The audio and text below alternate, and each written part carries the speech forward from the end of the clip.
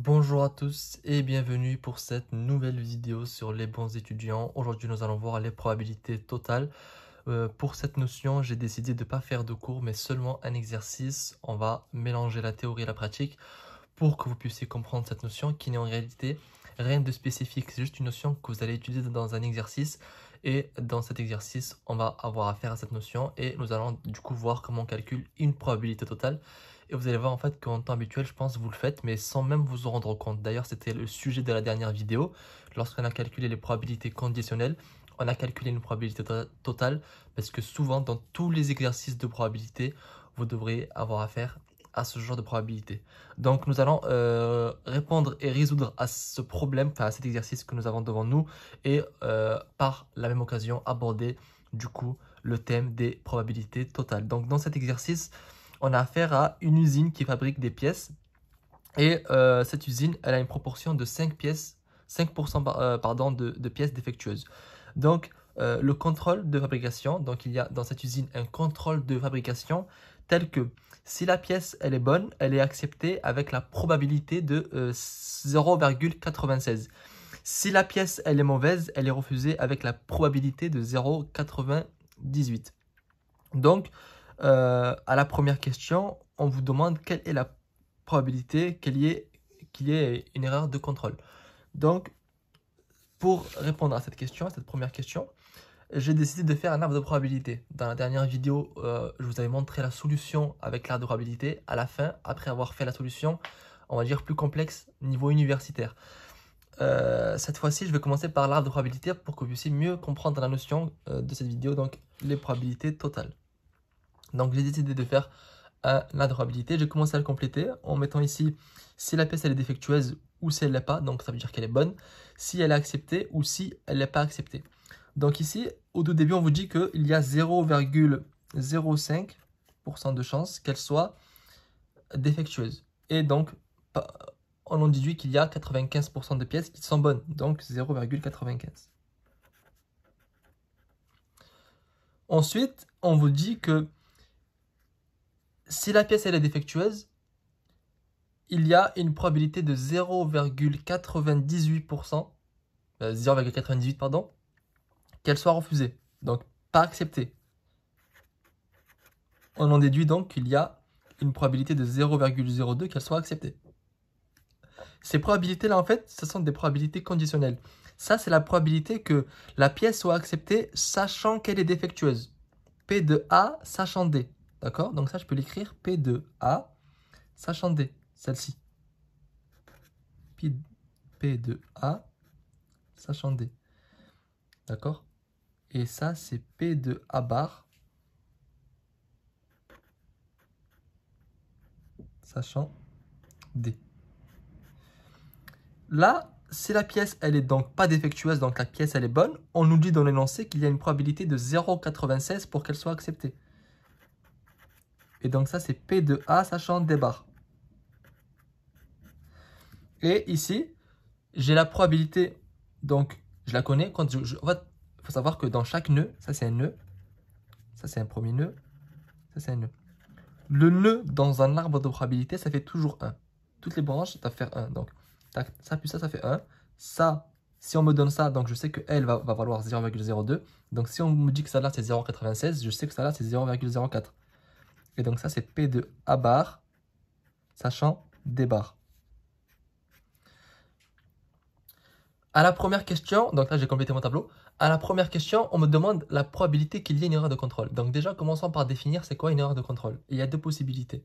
Soit la pièce, elle est bonne, donc D, donc ça veut dire qu'elle est bonne, D bar, défectueuse, mais là c'est D bar, donc le contraire de défectueuse, c'est bonne. Et la pièce, elle est refusée. Donc, le contrôle s'est trompé, il a fait une erreur, parce que la pièce, elle est bonne, et il la refuse. Soit la pièce, elle est défectueuse, et elle est acceptée. Là aussi, le contrôle a encore commis une erreur. Puisque la pièce, elle est défectueuse, normalement, il devrait la rejeter, mais lui, il l'a acceptée. Donc, c'est une erreur de contrôle. Donc, c'est ces deux cas-là. Donc, je dois additionner entre guillemets la probabilité de ce cas-là et de ce cas-là pour trouver la probabilité d'une erreur de contrôle. Donc, la probabilité d'une erreur de contrôle, c'est quoi?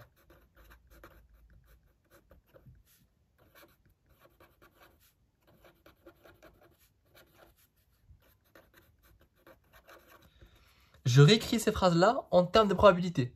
C'est-à-dire qu'en fait, les maths, c'est pas quelque chose d'abstrait. C'est une fois que vous avez dit ça, il vous reste plus qu'à écrire ça en méthode, on va dire, mathématique, à la place d'écrire des phrases, faire des schémas, etc., de faire des probabilités.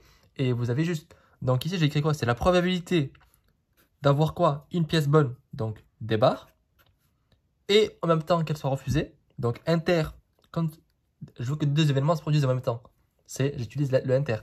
Donc qu'elle soit bonne et en même temps refusée. Donc qu'elle n'est pas acceptée. Plus la probabilité qu'elle soit mauvaise, donc défectueuse, et qu'elle soit acceptée. Donc inter A.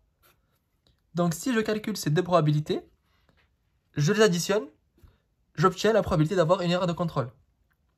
Et je vais d'abord le faire avec l'arbre de probabilité, plus simple, parce que quand j'ai ça, inter, ça veut dire que je vais multiplier en fait des barres à barres. Ça, en fait, ça fois ça, c'est P de D inter A. Des barres inter à barres.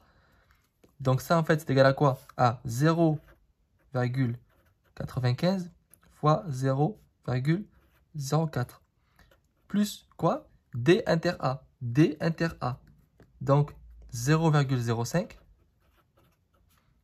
fois 0,02. Et ça fait 0,039. Donc, il y a une probabilité de 0,039 qu'il y ait une erreur de contrôle. Maintenant, ça, c'est à l'aide de la probabilité. J'ai directement écrit ça. D'accord? Maintenant, si vous voulez le résoudre comme dans la dernière vidéo, c'est-à-dire avec une méthode un peu plus universitaire, moins lycée. D'accord? Comment on fait? Ben, en fait, c'est très simple. On est d'accord qu'on vous donne ici, on se sert de quoi? On se sert de ça et de ça. Ça, il faut l'écrire de toute façon. Il faut dire que c'est probabilité de D inter A, D bar inter A bar, plus la probabilité de D inter A. Et puis maintenant, il faut calculer ces probabilités. Donc soit directement vous mettez les valeurs, soit vous trouvez des solutions pour les calculer avec les valeurs qu'on vous donne au départ. Ici, pour calculer ça, on a utilisé quoi? 0,95, ça on l'avait au début. D'accord? Et 0,04, on l'a aussi au début. Il faut juste le dire en fait, que P de D bar inter A bar, c'est égal à quoi? À la probabilité de D bar fois la probabilité de A sachant D bar. D'accord? Ça, parce que ça, on le donne entre guillemets, parce que si au début, on nous a donné ça. Donc, automatiquement, c'est comme si on nous donnait ça. Donc, vous écrivez ça. Et une fois que vous écrivez ça, vous remplacez par les valeurs. Tout simplement. Pareil pour là. Là, on a utilisé pour probabilité de D inter A. On a utilisé quoi? La probabilité de D, donc, fois la probabilité de A sachant D. A sachant D, là, en plus, celle-là, on vous la donne directement dans l'énoncé. On vous dit que la probabilité qu'une pièce soit... Ben non, celle-là aussi, d'ailleurs, on va entre guillemets, il faut la deviner. Mais si on vous donne celle-là, du coup, on vous donne celle-là. Et vous remplacez par les valeurs. D'accord? Donc, à la deuxième question, on vous demande quelle est la probabilité qu'une pièce soit mauvaise, sachant qu'elle est acceptée. Donc ça, c'est ce qu'on appelle une probabilité conditionnelle. On vous dit la probabilité qu'une pièce soit mauvaise. Donc c'est quoi? D, sachant qu'elle est acceptée, A. Ça, quand vous avez ce genre de probabilité, commencez par déjà écrire la formule de Bayes, qui vous dit que P de D sachant A, c'est P de A inter D sur P de quoi? P de A. Ça, P de A inter D, vous l'avez calculé juste ici. D inter A ou A inter D, c'est pareil. On l'a calculé juste ici, donc c'est ça. Ensuite, P de A, ben c'est là où on a affaire au sujet de la vidéo, c'est une probabilité totale. C'est-à-dire qu'il y a deux chemins qui mènent à A, il y a ce chemin-là et ce chemin-là. Et celle-là, en fait, c'est ça la probabilité totale. Tout simplement, on l'avait tous fait au lycée. Ceux qui sont à l'université, vous les avez tous fait ça au lycée, d'additionner tous les chemins qui mènent à un même résultat. Là, on veut tous les endroits où on a accepté.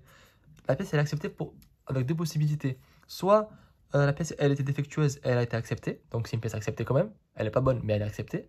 Et la probabilité qu'elle soit acceptée, c'est aussi la probabilité que la pièce soit bonne et acceptée. Donc, on additionne ces deux probabilités. Donc, entre guillemets, ici, P de A, c'est quoi P de A? Il y a deux solutions, comme je vous ai dit. Soit la pièce, elle est mauvaise. Donc, probabilité que la pièce est mauvaise, c'est quoi? Défectueuse et en même temps acceptée. Plus la probabilité que la pièce soit bonne, donc pas défectueuse, et en même temps acceptée. Et ça, vous le calculez. Ça, on l'avait calculé déjà à la première question. Et ça là, si vous avez la probabilité, c'est facile à calculer, c'est 0,95 fois 0,96. Ensuite, P de A inter D, ben on l'avait calculé déjà où? Au début, tout simplement. Dans la première question, P de A inter D, on l'avait calculé ici. Donc, pour ce qui est des résultats, surtout si en fait, vraiment, le conseil que je vous donne, je sais que c'est pas un très bon conseil entre guillemets, c'est que je vous dis si vraiment ce qui importe c'est le résultat. Si que votre examen c'est un QCM. Dans le QCM, il faut juste cocher la bonne réponse. Donc vous avez plusieurs probabilités. On va dire un demi, un tiers, un quart. On s'en fout en fait de comment vous allez trouver, tant que vous connaissez la réponse. Donc moi ce que je vous conseille de faire c'est un QCM. Vous faites un tableau un arbre de probabilité et vous faites tous vos calculs grâce à ça. Vous savez que si on vous demande D inter A, vous faites ça fois ça et vous avez la réponse. Si on vous demande la probabilité de A, vous savez que c'est tous les chemins qui mènent à A, vous les additionnez. Vous aurez une probabilité là, une probabilité là, vous faites ça plus ça et vous avez, comme ici en fait. D'accord? Et vous avez la réponse et vous cochez la réponse.